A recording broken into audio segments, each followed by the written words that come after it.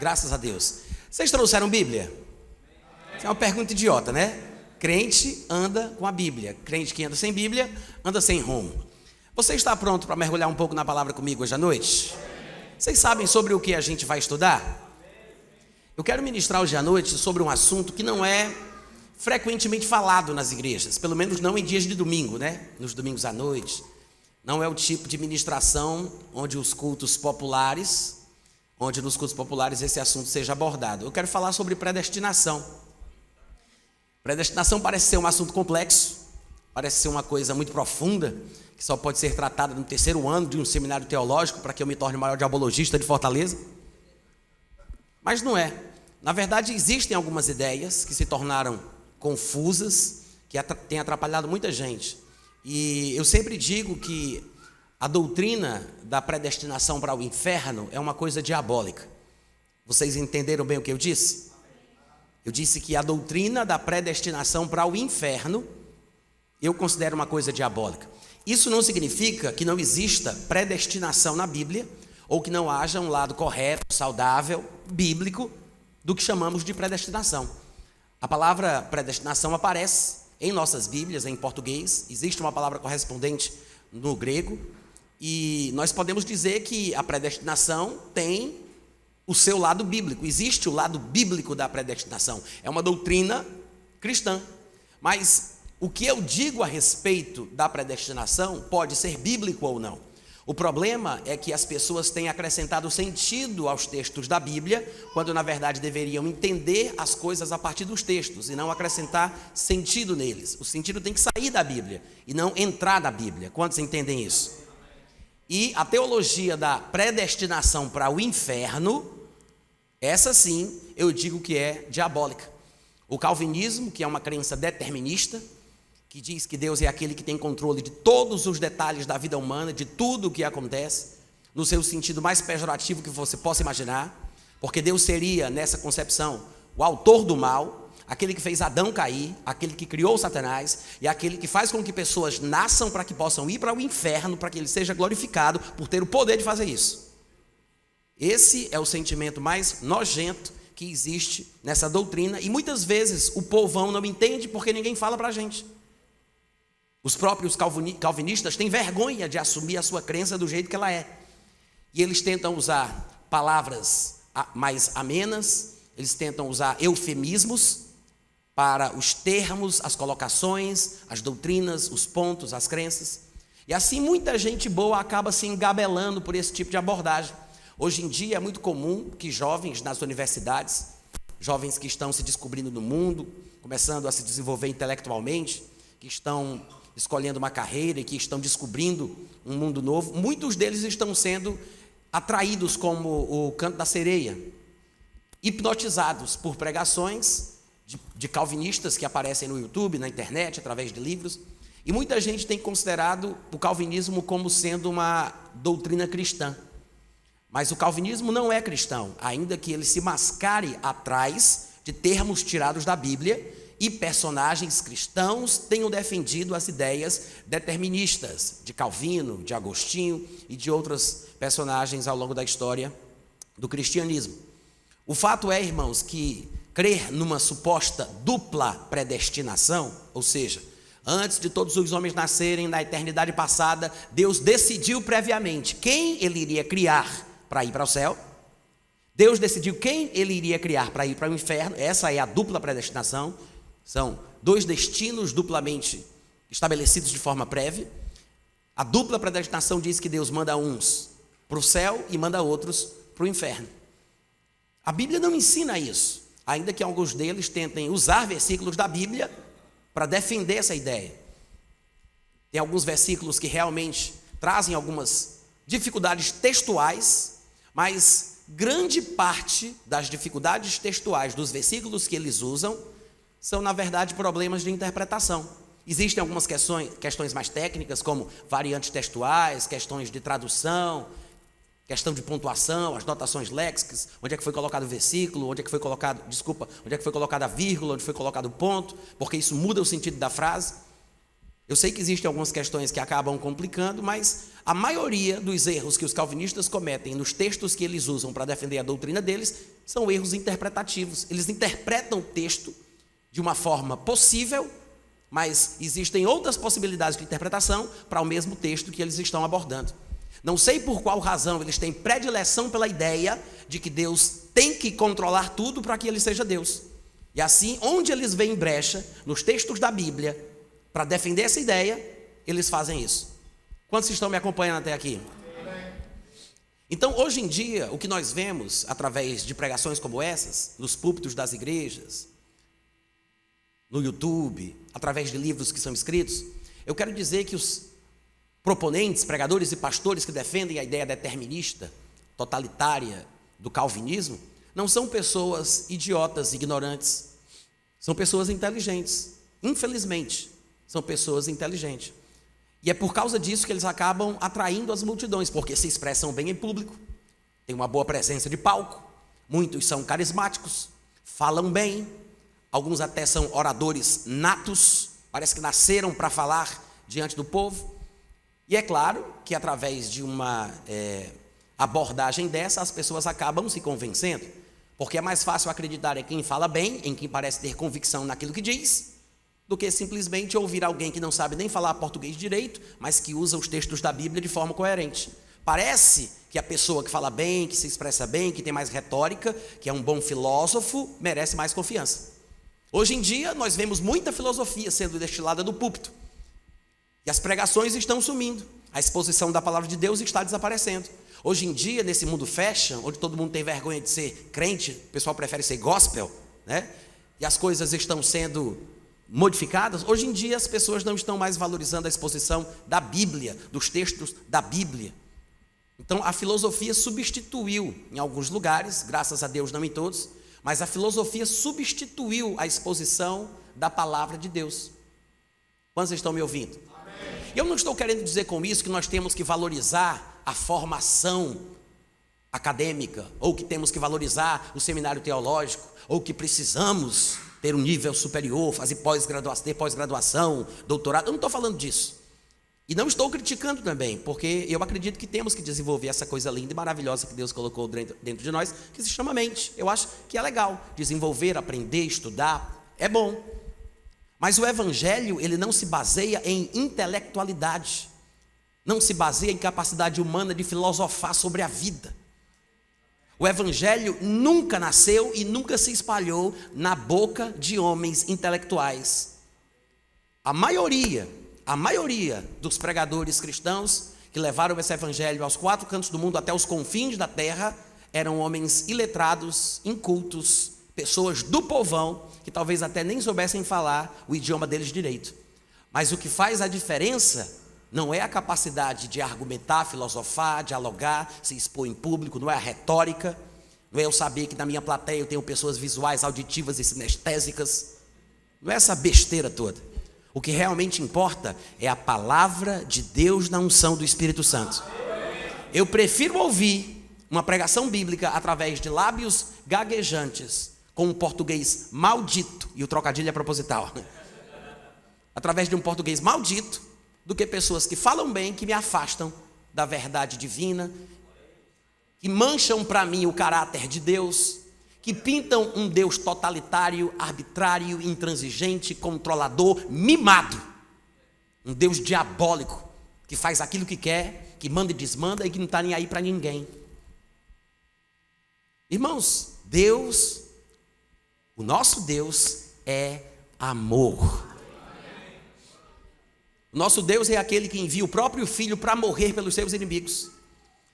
Existe uma grande religião no mundo chamada islamismo, onde um dos maiores atos de coragem de um seguidor fiel do islamismo é morrer para que outros morram. Morrer para que infiéis possam ser eliminados da terra e sejam lançados no inferno.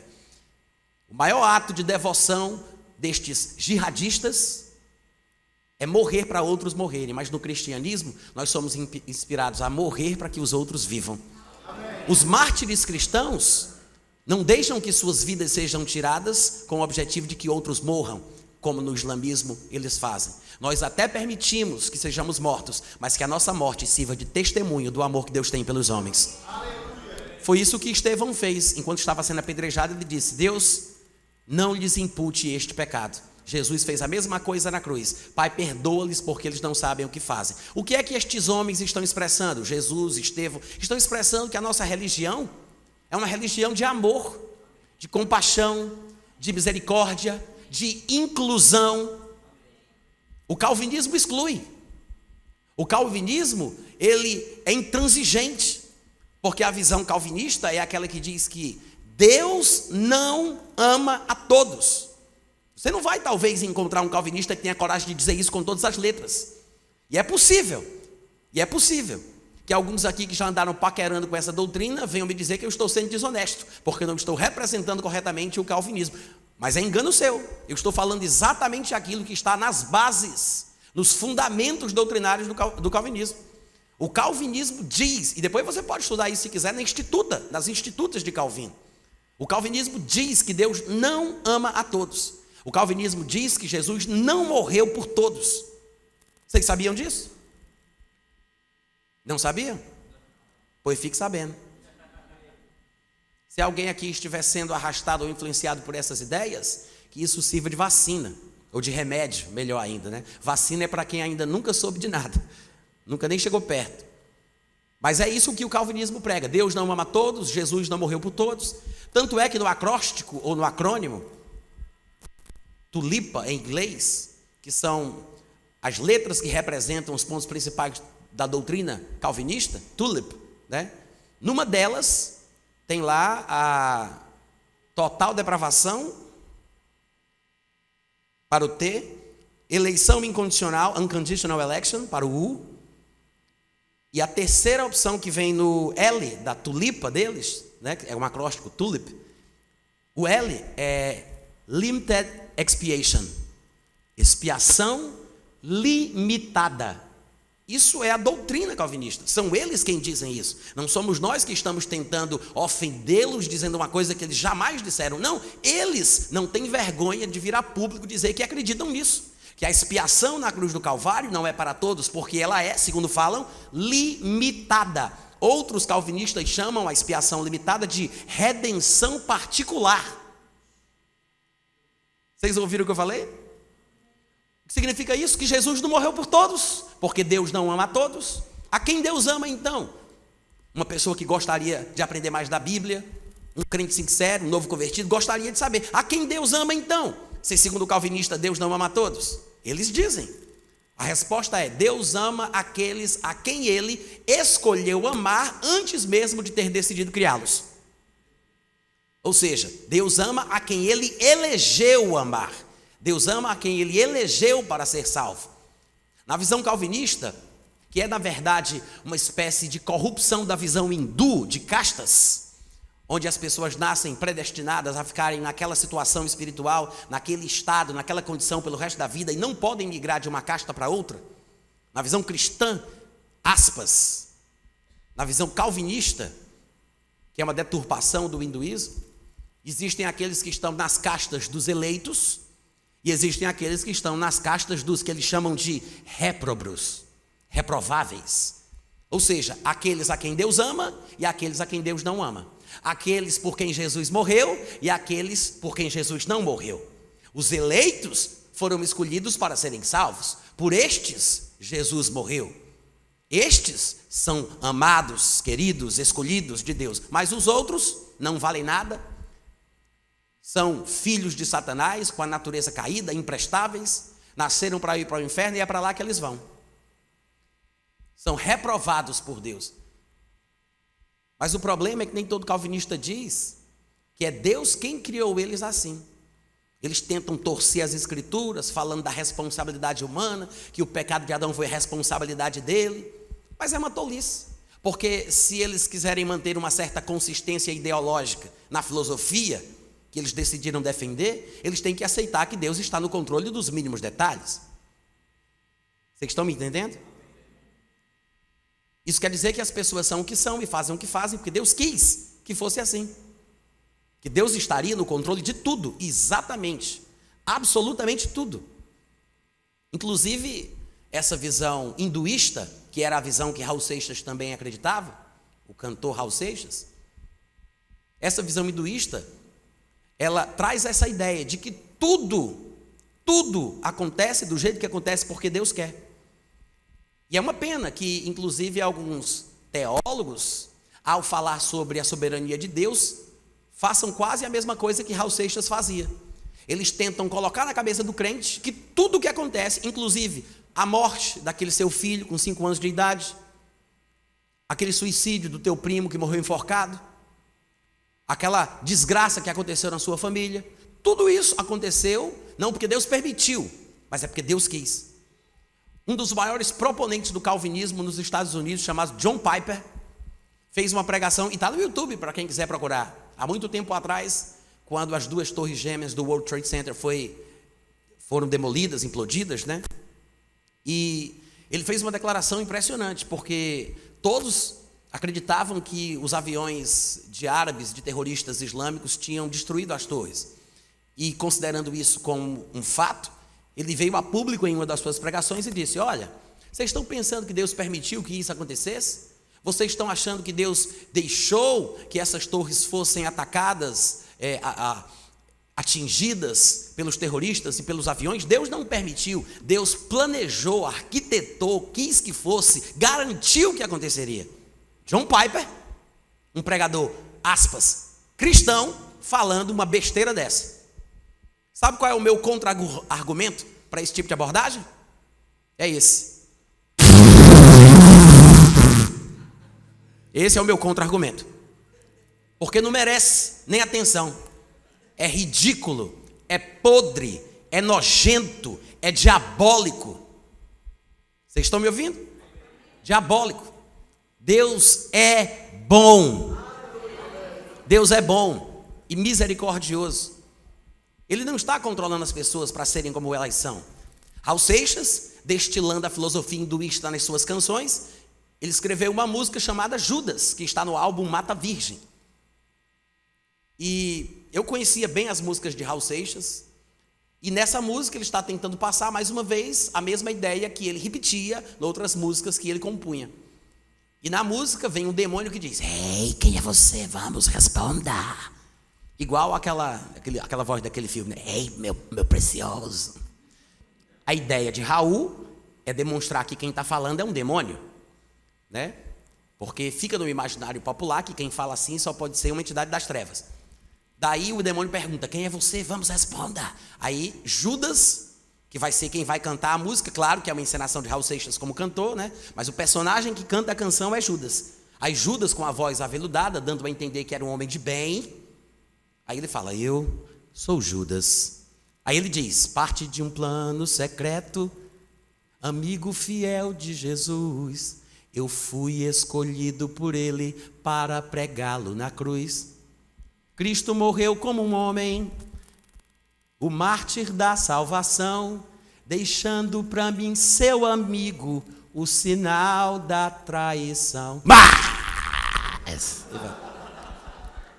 tem gente que se assusta nessa hora.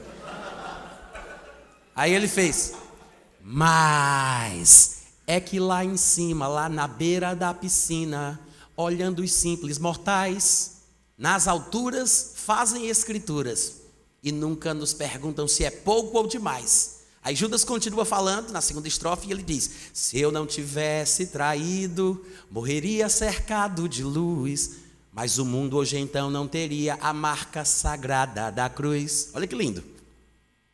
E para provar que me amava, pediu outro gesto de amor. Por que outro? Porque a traição era um gesto de amor, mas ele pediu outro gesto de amor. Pediu que o traísse com um beijo, que minha boca então marcou. Mas é que lá em cima, na beira da piscina, olhando os simples mortais nas alturas, fazem escrituras e nunca nos perguntam se é pouco ou demais. Irmãos, eu nunca parei para pensar sobre isso, mas será que Raul Seixas era calvinista desviado? É a mesma coisa que qualquer bom calvinista que mantenha consistente a sua ideologia deveria dizer. Vocês estão me ouvindo aqui? É a mesma ideia, a mesma coisa.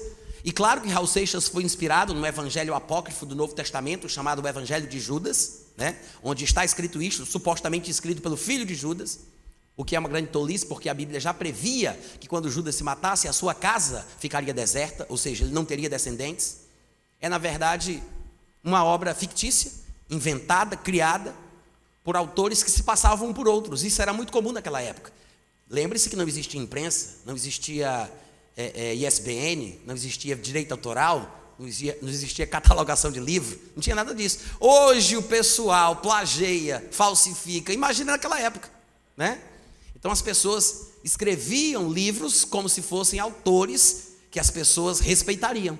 Enoque, Judas, não sei quem. É por isso que você encontra por aí o evangelho de Barnabé, o evangelho de Judas, o evangelho de Pedro e assim por diante. São falsificações. Claro que não é qualquer pessoa que se aventura a fazer isso, porque quem tem a ideia de fazer uma falsificação dessa natureza, dessa grandeza, é porque é uma pessoa que se acha muito capaz de imitar aquilo que é verdadeiro. Então são pessoas talentosas, artistas, letradas, que falam e escrevem bem e acabam convencendo os bestas.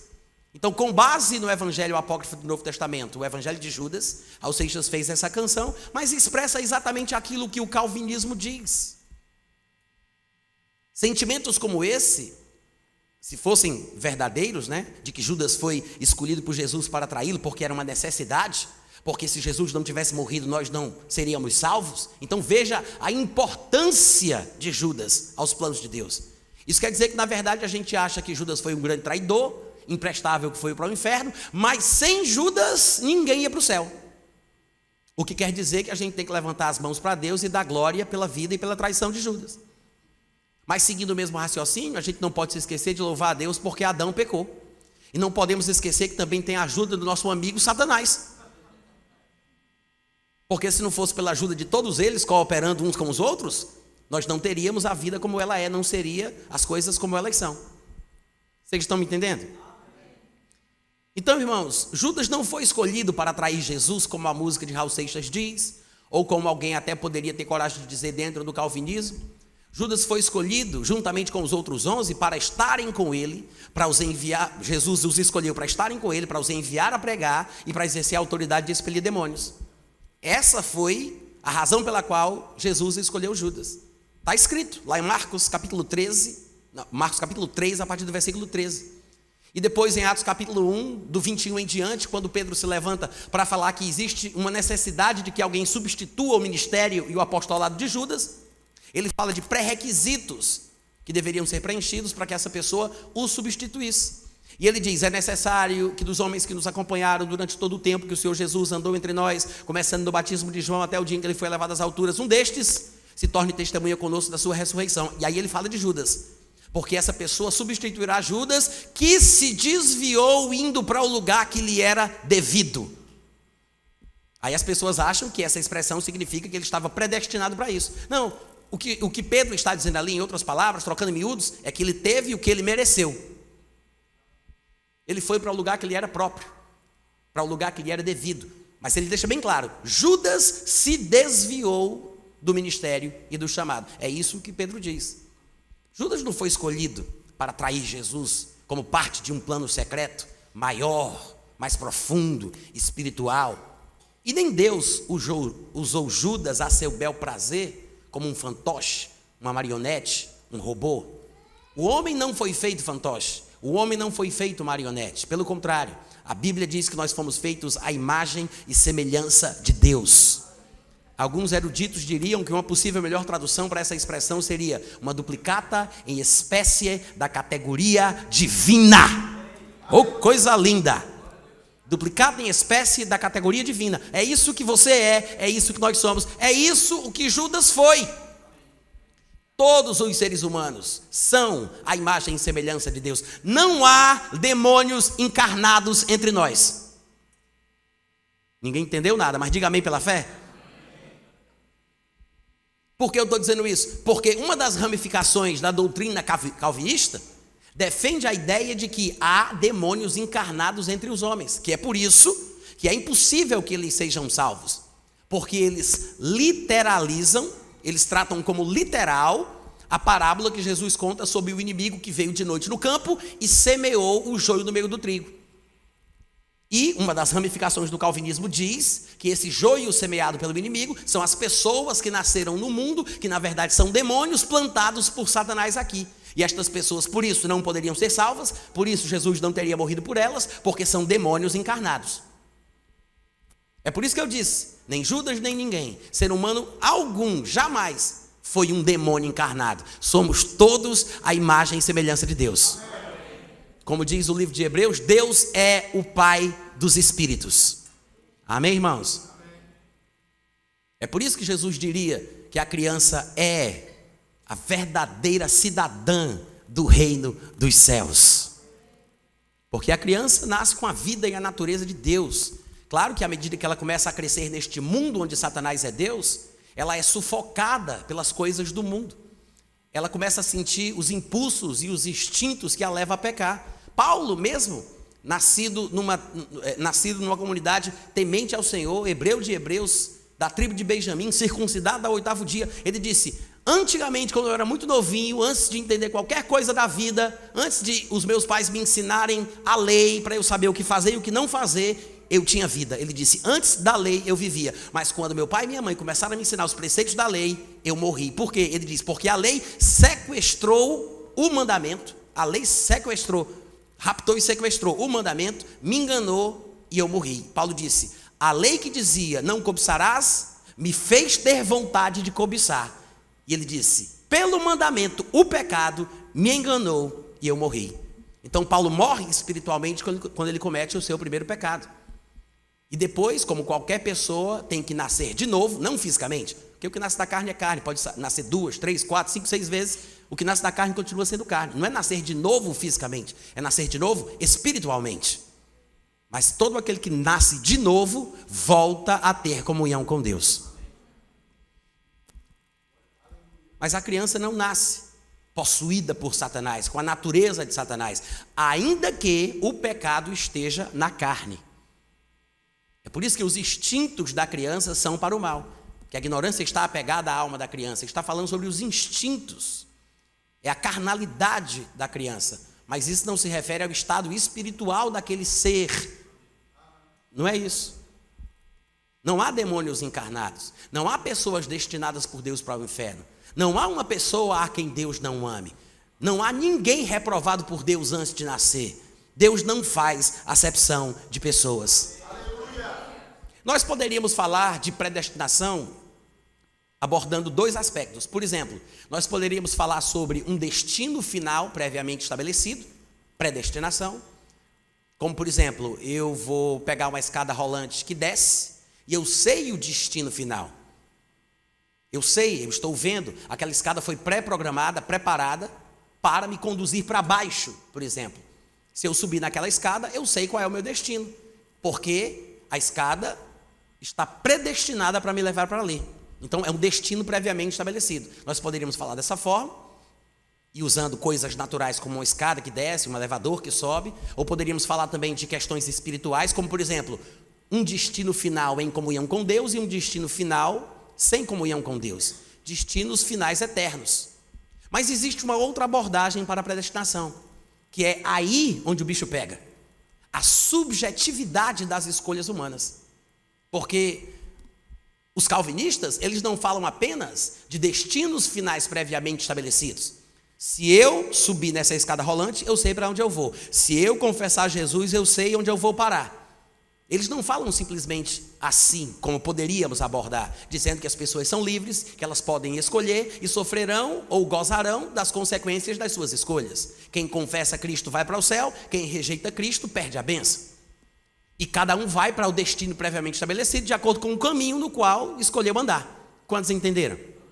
Mas o problema é que a abordagem da predestinação calvinista entra na subjetividade da vida, na subjetividade das escolhas. Porque o que eles creem é que a minha rejeição a Cristo foi predeterminada e não há nada que eu possa fazer para mudar isso.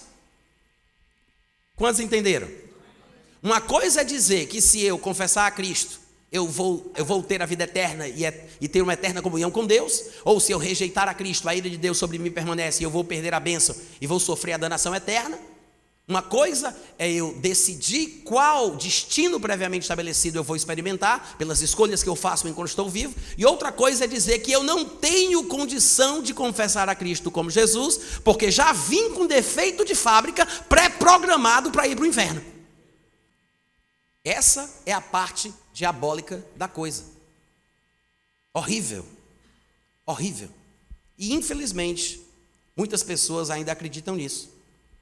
Mas, irmãos, o calvinismo é tão incoerente porque você ouve eles falando que nós não temos escolhas, que Deus é que decide e determina tudo, mas quando você conversa com um calvinista e você tem os seus argumentos bem firmes, ou a sua convicção muito bem fundamentada, e você rebate dizendo que não crê, que acha uma tolice, que isso aí é uma babaquice, que isso é coisa do diabo, é uma interpretação errada da Bíblia, sabe o que acontece? Os calvinistas ficam com ódio, irritados. A maioria do povo que me persegue, me xinga, me critica e me ataca no YouTube são os calvinistas, depois os muçulmanos. Mas os calvinistas são aqueles que batem de lavada. Você não sabe os palavrões que eles usam lá nos comentários que eles mandam nos meus vídeos. Mas sabe o que é que me deixa intrigado? É exatamente o seguinte: como é que eles fazem tudo na vida para argumentar que eu não tenho escolha e ficam com raiva quando eu opino de forma diferente? Porque se eu não tenho escolha, eu não concordo porque eu não posso concordar. Eu não concordo porque fui pré-programado para isso. Eu não concordo porque Deus quis que eu não concordasse. Se eu não tenho escolha e eu não estou concordando, é porque não dá para mudar. Aceita, criatura! Aceita! Não faz sentido. Vocês entenderam o que eu falei, né? Isso é que é ridículo. Ele diz que eu não tenho escolha, mas fica com raiva quando eu não concordo. Entendeu? Quantos entenderam que não faz sentido? Mas eu disse para vocês que um dos problemas que nós vemos, que eu vejo na abordagem calvinista, é a falta de interpretação de texto. Eles não interpretam bem os textos. E eu reconheço que existem dificuldades textuais, eu sei disso. Alguns técnicos, alguns não tão complexos, mas existem algumas dificuldades textuais que têm que ser superadas para que cheguemos numa posição onde possamos pensar com calma a respeito daquele texto, daquela passagem.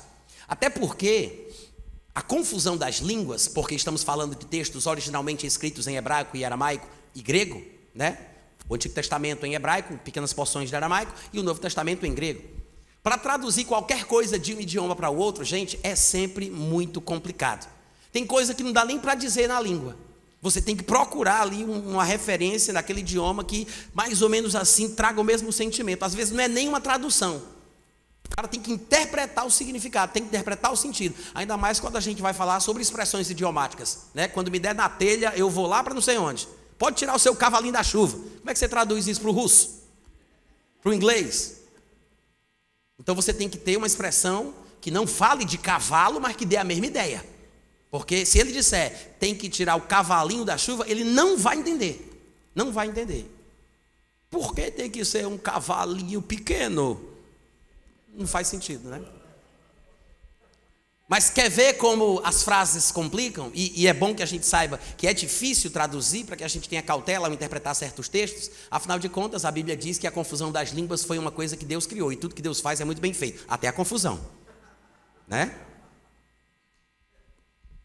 Eu vou dizer uma frase. E eu quero que vocês pensem aí, cada um na cabeça de vocês, o que eu quis dizer com isso. Tá? É uma frase simples, mas é só um exercício. Se eu dissesse assim, os pais com seus filhos estão aqui. Simples. Os pais com seus filhos estão aqui. Cada um de vocês tem aí uma ideia do que é que eu quero dizer com isso. E você tem certeza que sabe o que foi que eu quis dizer. Mas você não sabe o que é que eu pensei quando eu disse isso. Porque esta mesma frase pode ter pelo menos, em português, pode ter pelo menos 4 significados diferentes. Se tiver mais algum é porque eu não consegui pensar nele. Mas pode ter pelo menos 4 significados diferentes. Quando eu digo, os pais com seus filhos estão aqui, pode significar um casal, os pais com os seus 2 ou mais filhos presentes no lugar. Os pais com seus filhos estão aqui. Mas pode significar também, sabe o quê? 2 casais. Os pais com seus respectivos filhos estão aqui.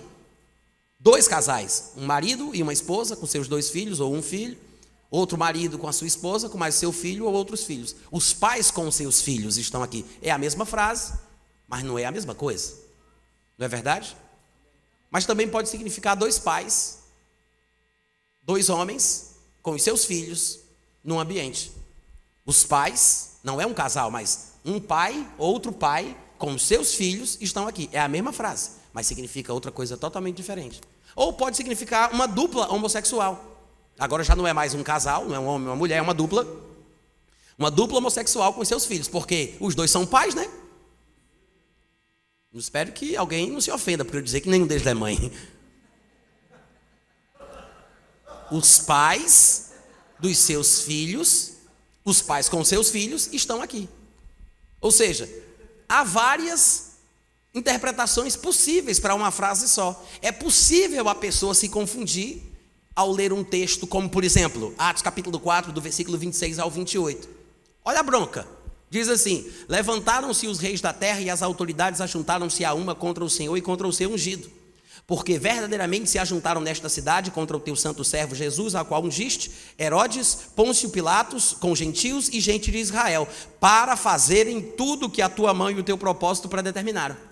A pessoa lê um texto desse, aí dá um bananamento na cabeça dela, né? Aí pronto, ela acha que isso significa que Deus predeterminou o comportamento dos homens citados aqui para fazerem o que eles fizeram, para serem como eles eram, para agirem de forma maldosa como agiram. A palavra que é traduzida aqui por predeterminaram é a palavra proorizo do grego, que aparece traduzida como predeterminar, predestinar. Pelo menos nas passagens mais populares que tratam de predestinação, ainda que mal interpretadas do meu ponto de vista, é exatamente essa palavrinha aqui que está lá. Lá em Romanos 8, 29 e 30, quando Paulo diz: os que de antemão conheceu também os predestinou, é a mesma palavra que apareceu aqui na leitura que eu fiz. E no versículo 30 ele diz: aos que predestinou, é a mesma palavra. Lá em Efésios 1, 5 ele fala: nos predestinou para ele, para a adoção de filhos, é a mesma palavrinha que está aqui. E aparece também em Efésios capítulo 1, versículo 11, nele digo, no qual fomos também feitos herança, predestinados, segundo o propósito daquele que fez todas as coisas e etc. 1 Coríntios 2, 27 também usa a mesma palavra, ainda que não seja um texto muito usado para se falar sobre essa predestinação diabólica, sobre a qual estamos discutindo.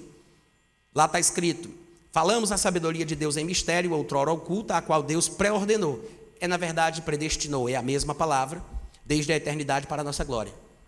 Mas será que a interpretação que se faz de Atos capítulo 4 e dos outros textos também, eu deixei Efésios e Romanos para depois, porque eu acho que eles são mais fáceis de perceber o erro dos calvinistas.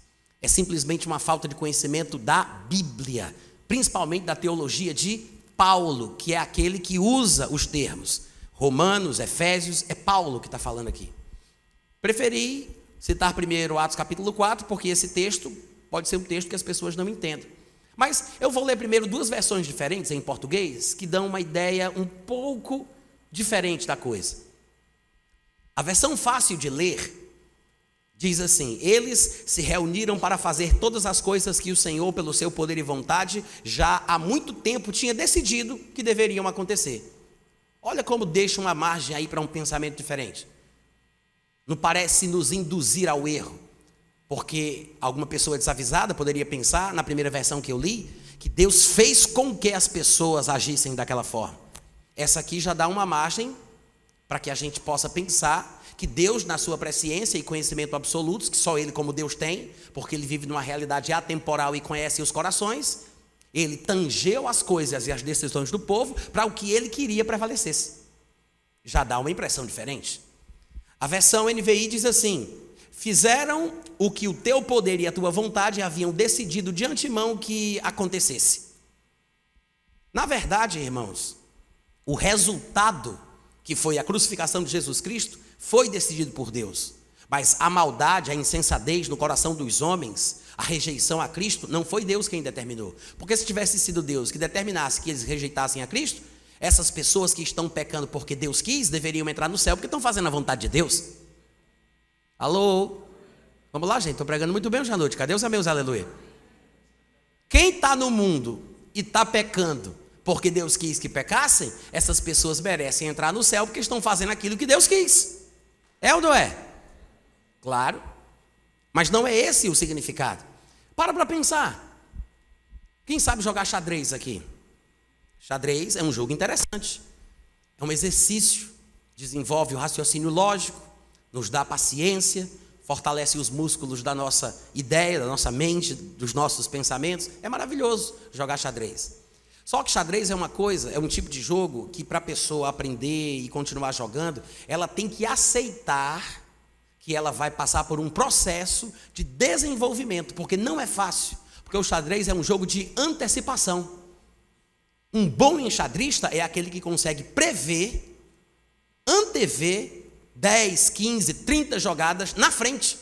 Porque, na verdade, o jogo de xadrez é basicamente isso. Eu vejo as possibilidades das minhas peças, das peças do inimigo, da combinação das duas peças no tabuleiro, 30, 40 jogadas na frente. Se eu mexer essa peça, ele vai mexer aquela, ele vai mexer ali, então eu mexo essa, ele mexe aquela, eu mexo... É mais ou menos isso. É um jogo de antecipação, de presciência, conhecimento antecipado. Porque são as únicas possibilidades, são os únicos movimentos possíveis. E num jogo de xadrez, veja, estamos falando de seres humanos. É claro que eu vou usar isso como ilustração para falar sobre como Deus age, mas eu quero que você entenda que estamos falando aqui de seres humanos que são limitados, que não sabem o que a pessoa está pensando. Mas como nós estamos interagindo por meio de um jogo que tem as suas regras, ele não vai poder agir de forma diferente, ele vai ter que ficar limitado ao estabelecimento das regras do xadrez. Então ele não pode agir de outra forma, senão das únicas formas possíveis. Então eu posso prever um deslize dessa pessoa, porque talvez eu já tenha percebido, pelo seu estilo de jogar, que ele é um pouco desatento e ele não consegue ter uma visão mais ampla. Mas eu vejo melhor o jogo, eu enxergo mais, a minha visão é mais abrangente. Então eu faço de propósito uma coisa que ele não esperava. Eu finjo não saber que cometi um erro. Eu coloco a minha dama numa posição vulnerável, justamente para atraí-lo para aquela jogada. Eu entrego a minha dama para que ele ache que eu errei com o que eu fiz. Ele toma a minha dama, porque é a peça mais valiosa do jogo, mas eu dou a minha dama para poder fazer um checkmate. Exatamente da mesma forma. Com a capacidade que Deus tem de enxergar tudo, de antecipação, porque Deus é aquele que vê o fim desde o começo.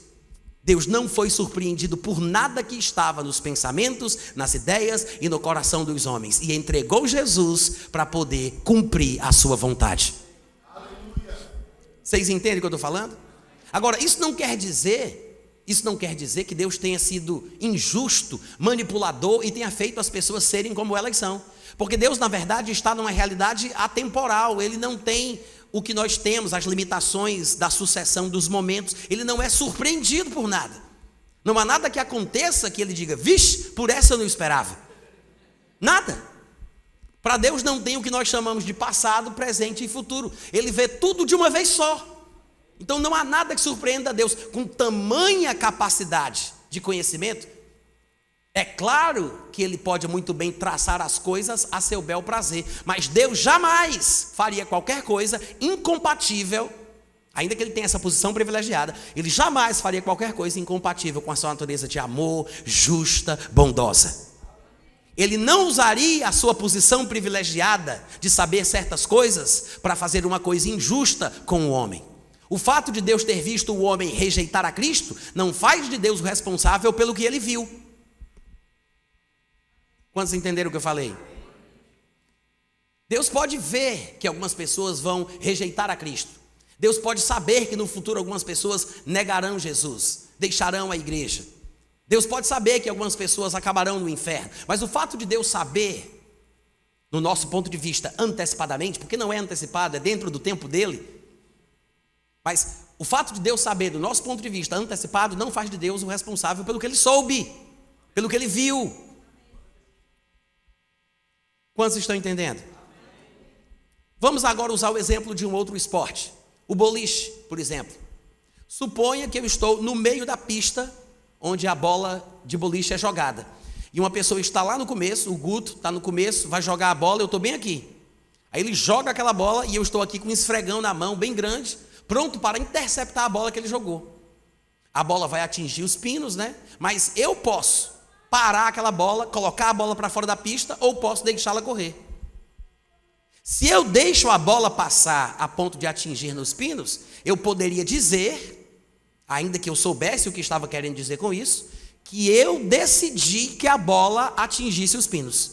Eu decidi que o Guto acertasse os pinos. Porque eu poderia ter escolhido impedir que o que ele fez, a bola que ele jogou, não chegasse lá. Eu poderia. Mas se eu deixei ela passar, eu posso dizer que a decisão foi minha. Mas não fui eu quem fiz ele jogar a bola. Não fui eu quem fiz ele querer jogar. Não fui eu quem preparei a mira dele. Não fui eu quem fiz ele tomar a iniciativa. Quantos estão entendendo? Então, quando a Bíblia diz, quando há passagens como estas, que os homens se reuniram para fazer todas as coisas que o Senhor, pelo seu poder e vontade, já há muito tempo tinha decidido que deveriam acontecer, nunca suspeite de maldade divina. Nunca suspeite de ação maquiavélica da parte de Deus. Nunca suspeite do caráter de Deus. Se você estiver só conseguindo interpretar desta forma, saiba, o problema está em você. Porque você não está conseguindo ver o texto de uma forma que faça Deus ser o que Ele é. Bom, que não faz acepção de pessoas, que ama a todos. Às vezes é um problema, como eu disse e vou repetir, de interpretação de texto. Vocês estão me ouvindo? Mas os calvinistas, por exemplo, gostam de perguntar: tá, Natan, então vamos dizer que existe o livre-arbítrio, que as pessoas podem fazer aquilo que querem, que elas são responsáveis pelos seus atos, que elas podem decidir, que elas podem escolher fazer certas coisas. O que já é uma tolice, né, gente, pensar que isso não é verdadeiro, porque se eu não posso fazer aquilo que eu quero, se eu não escolho e não decido pela minha própria vida, Deus vai me julgar de quê no juízo final? Ele vai me julgar de quê? Quando chegar no dia do juízo, ele diz: ah, você é aquele, né? Passa, passa. Ele não tem que me julgar de nada, porque se eu fiz o que ele quis que eu fizesse, então ele já sabe para onde é que eu vou. Não tem julgamento. Afinal de contas, quando a Bíblia fala que Deus vai julgar, que vai ter o tribunal de Cristo, que vai ter o trono branco, é tudo fraude, é mentira, é terrorismo. Terrorismo doutrinário, só para deixar a gente com medo, assustado. Eu não decido nada, não escolho nada, vou ser julgado de quê? Eu só fiz o que eu já estava pré-programado para fazer. Mas os calvinistas dizem: tudo bem, se existe o livre-arbítrio, então me diga aí. E ele acha que é muito bonito falar assim. E eu vou dizer como diz um amigo meu: você pensa que é bonito ser feio? Eles dizem: e o anticristo? O anticristo pode se converter? Todo convencido achando, parece um gururu teitei, né? Inchado. Achando que abafou agora, né? E o anticristo vai poder se converter? Porque se existe livre-arbítrio, quer dizer então que o anticristo pode deixar de ser anticristo, receber Jesus e ser salvo para morar no céu? O que é uma tolice pensar dessa forma, porque os textos proféticos que falam de acontecimentos futuros, ainda que possamos considerá-los inevitáveis e que vão acontecer de qualquer forma, nós temos que entender que estes textos proféticos vêm da realidade atemporal divina, vêm lá do mundo onde Deus mora, que não tem passagem do tempo. Então Deus revela coisas que Ele viu acontecendo naquilo que para a gente ainda vai ser futuro, mas para Deus já passou. O fato de Deus revelar antecipadamente o que Ele viu, conjugado a si mesmo, do pretérito perfeito, aquilo que Deus viu acontecendo, quando Deus me revela, não é uma determinação para que aconteça, é um furo de reportagem para a gente ficar sabendo. Deus nos mostra o que Ele viu, o que Ele soube, o que aconteceu, naquilo que para a gente ainda é futuro. Então, é uma forma de Deus nos dar confiança na sua palavra, porque quando Ele nos avisa antes que aconteça o que vai acontecer, quando as coisas começam a se desenrolar diante dos nossos olhos, a gente sabe que esta palavra merece confiança. Muitas vezes as profecias são dadas, entregues, registradas, para que quando elas se cumprirem, nós saibamos que a palavra de Deus merece confiança. O que a Bíblia diz sobre o anticristo, os textos que falam sobre o que ele fará, sobre como ele será, como agirá, não são predeterminações para que ele seja o que a Bíblia diz que ele foi, o que ele fez. Na verdade, são revelações, furos de reportagem, informações divinas de coisas que ele já viu acontecendo. Esse é o problema, porque a conjugação verbal, ela nos atrapalha. É confuso tentar expressar as coisas espirituais com uma língua que depende totalmente do tempo. Como é que a gente fala isso? No português a gente tem o passado perfeito, tem o passado imperfeito e tem um passado que é mais do que perfeito. A gente tem o futuro do presente, mas tem o futuro do passado. Seria, se fosse. Como é que você vai conseguir expressar bem, do ponto de vista divino, sem fazer qualquer injustiça, alguma coisa com uma linguagem tão limitada e confusa como essa? Alguns de nós não sabem nem como falar direito. Imagina para falar sobre o ponto de vista de Deus, a respeito do que ele falou, sobre o que ele viu acontecendo quando o anticristo esteve na terra. É por isso que quando você vai ler Atos capítulo 20, versículo 4, por exemplo, João diz, eu vi, olha a conjugação verbal apontando para o passado, ele disse, eu vi também tronos, nestes sentaram-se aqueles aos quais foi dada a autoridade de julgar, vi ainda as almas dos decapitados por causa do testemunho de Jesus, bem como por causa da palavra de Deus, tantos quantos não adoraram a besta, nem tampouco a sua imagem, não receberam a marca na fronte e na mão, e viveram, viveram e reinaram com Cristo durante 1000 anos. Ele disse, viveram e reinaram por 1000 anos. E o homem escreveu isso aqui no ano 90 depois de Cristo. E a gente já está em 2019, ainda não aconteceu. E João disse, eu vi. Ele não disse, veremos, vereis, verás. Não, ele disse, eu vi. Já aconteceu. Se sentaram, viveram, reinaram. Foi assim. Por quê? Porque ele está compartilhando o que Deus passou para ele. Ele está ali expressando pelo Espírito de Deus, que vive nessa realidade louca que a gente não entende, pelo Espírito de Deus, ele está falando uma coisa que para Deus já passou. Mas isso não é uma predeterminação para que sejam assim, é uma revelação do que Deus já viu acontecendo. Mas as escolhas, as decisões, o que foi feito, não foi Deus quem determinou. O fato de Deus saber antecipadamente das coisas que ele viu, não faz de Deus o responsável pelo que ele soube. Aí o pessoal pergunta, mas Deus já sabia que Adão ia pecar? Por que você não fala assim, Deus soube quando ele pecou? Qual é a diferença? Se para Deus não existe presente, passado e futuro? Se essas conjugações verbais somente demonstram a nossa fragilidade, limitação e ignorância? Porque se eu vou dizer que Deus sabia que Adão ia pecar antes de ter criado ele, eu também posso dizer que Deus soube porque ele viu quando Adão pecou. Porque para Deus não tem diferença. Só que a forma que a gente fala induz as pessoas ao erro. Porque nós temos escolhas para a forma de falar. O nosso ponto de vista é que é limitado e limitante quando nós compartilhamos a nossa incapacidade de pensar a partir de uma outra perspectiva. Nunca se esqueça, o nosso ponto de vista é apenas a visão a partir de um ponto. Muito obrigado pelo entusiasmo. Deus abençoe a família de vocês, tá? E o que é engraçado é o seguinte, algumas pessoas poderiam dizer assim, por que Deus permite pessoas más nascerem, crescerem, viverem, matarem, estuprarem, sequestrarem? Por que Deus permite? Né? Porque se ele é soberano, por que ele permite? Tem gente que tem dúvidas sobre isso, mas irmãos, sinceramente, Deus permite justamente porque ele não controla todas as coisas e ele é justo. Eu sei que alguém poderia pensar assim, não seria melhor Deus ter interrompido essas vidas antes mesmo de terem nascido? Porque se Deus, por exemplo, tivesse matado Hitler ainda no berço, não teria sido muito melhor? Só que tem um detalhe, gente. Se Deus fizesse isso, e ele deixasse viver somente o povo bom e eliminasse toda a banda podre, como é que a gente poderia chamar Deus de justo? Como é que a gente poderia chamar Deus de bom? Se não há pessoas más que o desprezam, que escarnecem dele, que o rejeitam, como podemos acreditar na sua bondade? A presença da árvore do conhecimento do bem e do mal do jardim do Éden não é uma prova de que Deus é injusto e que manipula a queda do homem. Ele não colocou a árvore do conhecimento do bem e do mal lá para que o homem comesse do fruto, pecasse e caísse. Ele colocou a árvore ali para provar que ele é justo e ele é bom. Porque se o homem estava no Éden sem a oportunidade de pecar, como ele poderia saber que servia a Deus porque queria? Ou se não era porque lhe faltava escolha?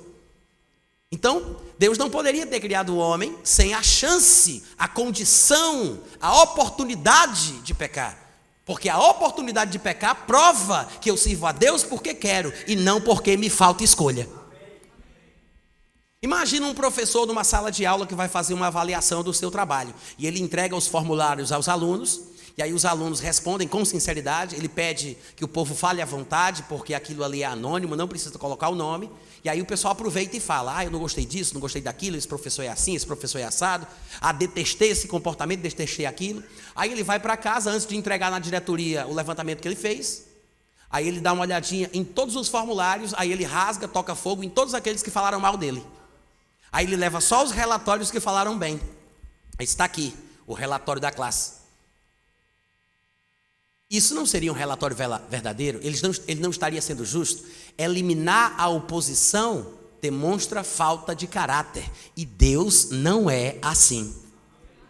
As pessoas têm liberdade para pensar o que quiser, para sentir o que quiser, falar mal de Deus, rejeitar Deus. Tanto é que acontece. Não é porque Deus quer, é porque Deus deixa.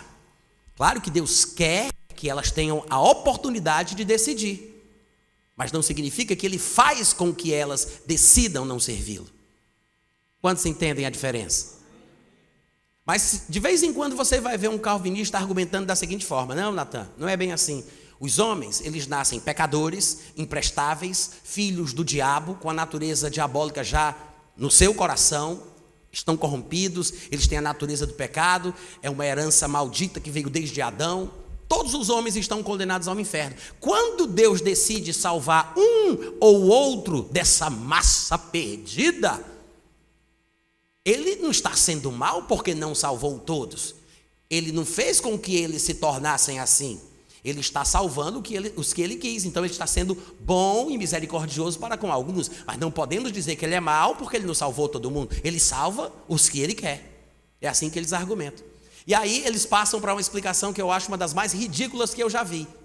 Mas um dos maiores pensadores calvinistas do Brasil tem a coragem de passar vergonha em público usando essa ilustração. E ele diz: imagine, por exemplo, um filho esquizofrênico.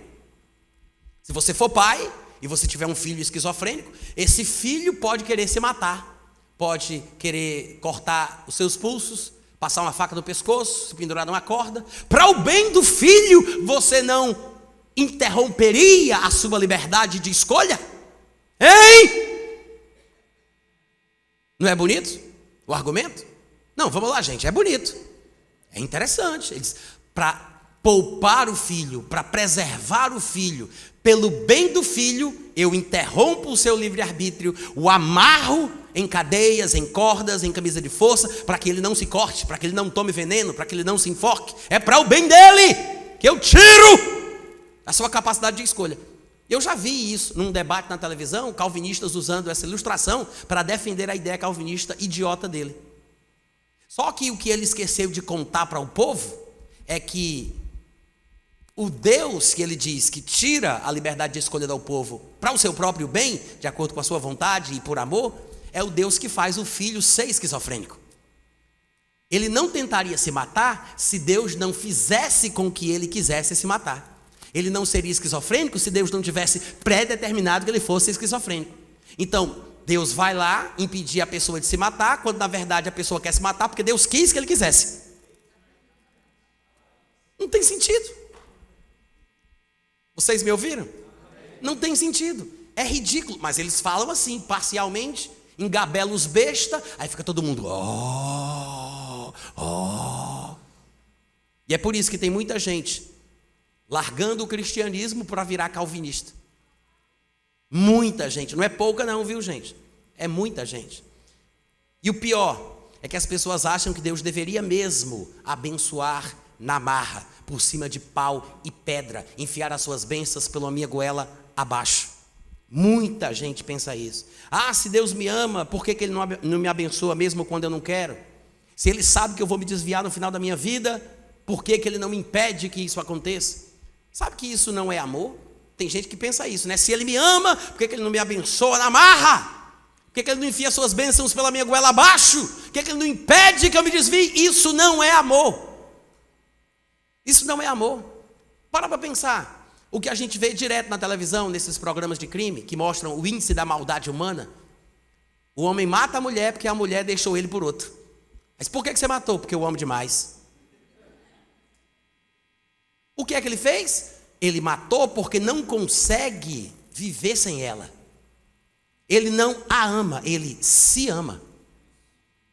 Ele se sente mal quando ela o deixa. Em vez de ele mortificar os seus desejos para que ela viva, ele mata ela para que ele possa viver. É por causa do que ele sente, do seu orgulho, do seu egoísmo, da sua carnalidade. Gente, isso não é amor. Deus não iria se intrometer na nossa individualidade, impedindo as nossas escolhas e decisões, só porque o que Ele quer para a gente é bom. Deus tem interesse de nos abençoar, mas não é porque Ele tem interesse que Ele vai invadir a nossa particularidade. Ele nos respeita, mesmo quando não concorda.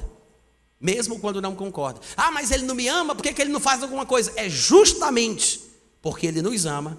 Tem uma natureza mais elevada e sublime do que essa natureza podre, que é a nossa natureza humana, que até mata em nome do amor. É justamente porque Ele não é como nós e nos ama de verdade, que Ele não se conduz inconvenientemente em busca dos seus próprios interesses.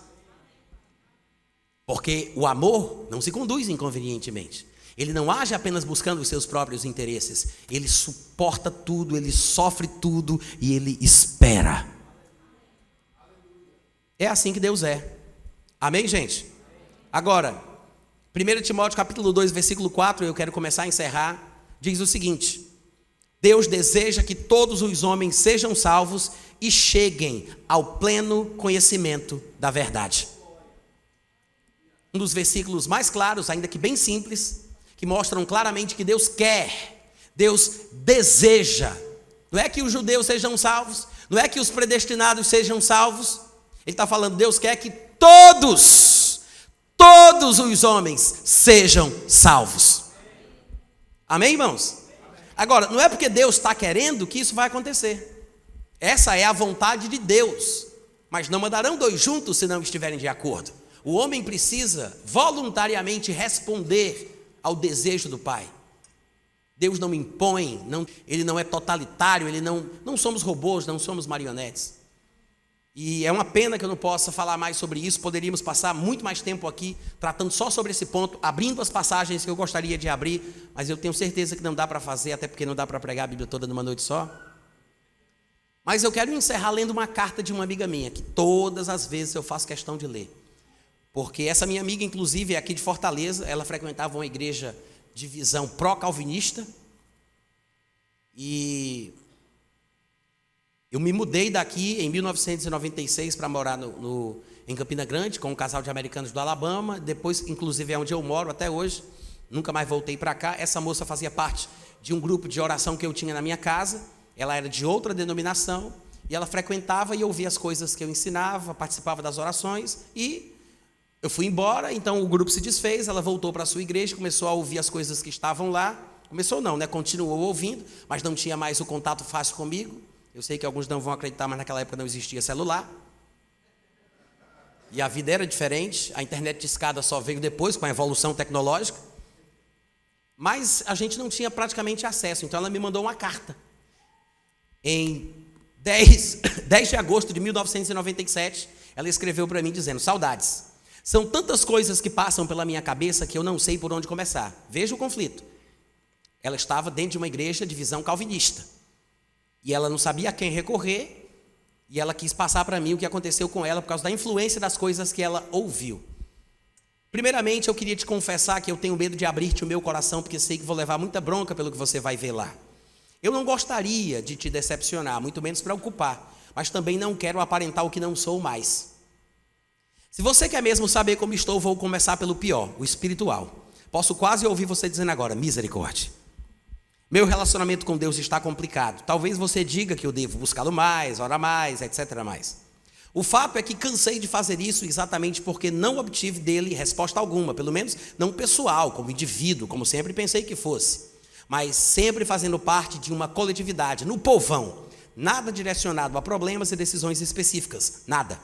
Você me conhece um pouco e sabe como sempre eu busquei com sinceridade, tinha meu coração sedento. Não é que me ache a melhor ou pior agora das criaturas. Não é que só gostaria de me sentir, aliás, saber que eu sou especial para Ele.